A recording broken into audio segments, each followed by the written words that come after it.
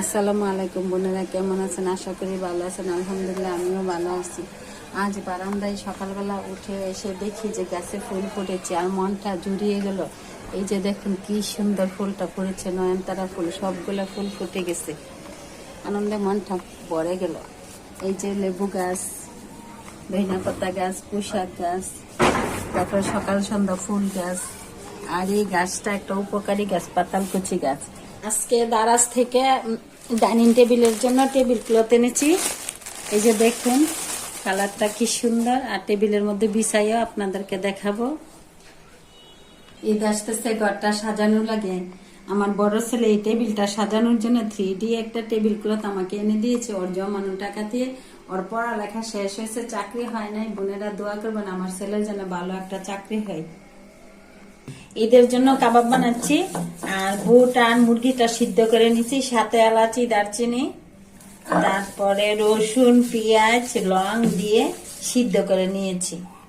এখন বেটে নিচ্ছি, কাবাবটা বানাবো ঈদের জন্য। বুট মাংস সব বাইটা নিছি পাটায়। এখন সবগুলো মশলা মিশিয়ে নিছেন, কিভাবে বানাচ্ছি আপনাদের সাথে শেয়ার করতেছি।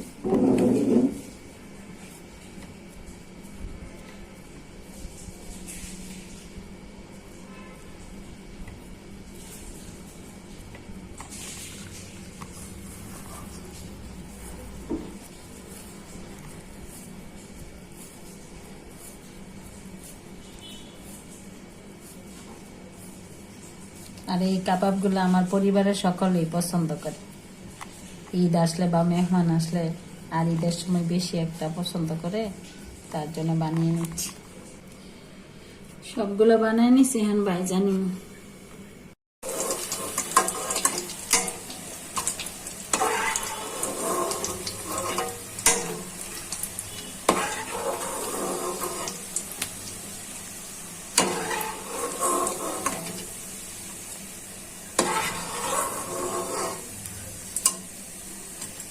কাবাবগুলা ভেজে নিয়েছি, কি সুন্দর হয়েছে কালারটা দেখুন। বোনেরা আজ রান্না করব কাতলা মাছ দিয়ে বেগুন দিয়ে। বেগুন, টমেটো, পেঁয়াজ কুচি করে নিয়েছি, ধনিয়া পাতা কুচি করে নিয়েছি। কিভাবে রান্না করব শেয়ার করতেছি। কড়াইটা গরম হয়ে গেছে, তেলটা দিয়ে দিচ্ছি গরম কড়াইতে। হলুদ মরিচ মাখায় নিছি, কাতলা মাছের পিসগুলো এখন ভেজে নিব।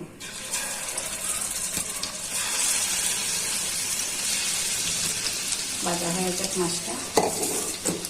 মাছটা ভাজা হয়ে গেছে, উঠিয়ে দিচ্ছি।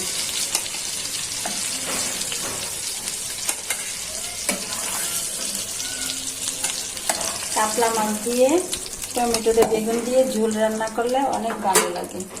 আজকে আমি ঝোল তরকারি রান্না করব।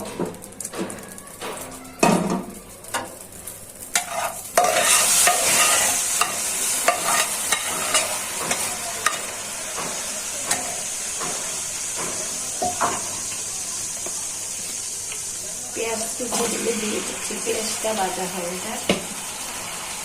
পেঁয়াজটা ভাজা হয়ে গেছে, এখন মশলাগুলো দিয়ে দিচ্ছি। পরিমাণ মতো রসুন বাটা দিয়ে দিচ্ছি। মশলাটা যাতে পুড়ে না যায় একটু ঝোল দিয়ে দেয়।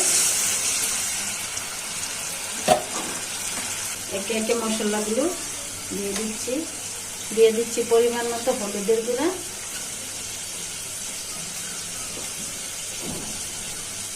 দিয়ে দিচ্ছি জিরার গুঁড়া পরিমাণ মতো, দিয়ে দিচ্ছি মরিচের গুঁড়া পরিমাণ মতো।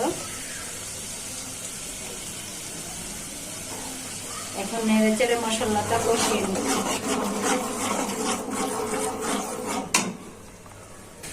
দিয়ে দিচ্ছি স্বাদ মতো লবণ।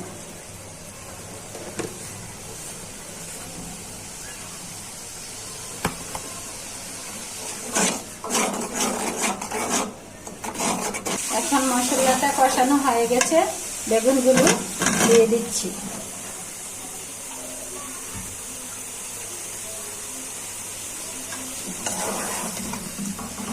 মশলাটা মিশিয়ে নিতেছি। বেগুনটা কষানো হয়ে যাক, একটু ঢেকে দিচ্ছি।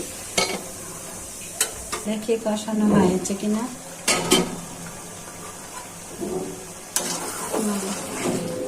বেগুনটা কষানো হয়েছে, সিদ্ধ হয়ে গেছে। এখন দিয়ে দিচ্ছি টমেটোটা, কালি করে রাখা টমেটো।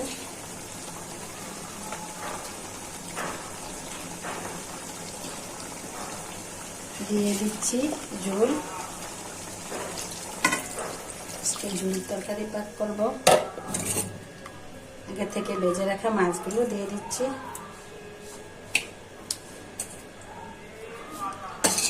এখন ঢেকে দিচ্ছি, তরকারিটা হয়ে যাক। দেখি তরকারিটা হয়েছে কিনা। তরকারিটা হয়ে গেছে। আর টমেটো একবারে গুলা গেছে।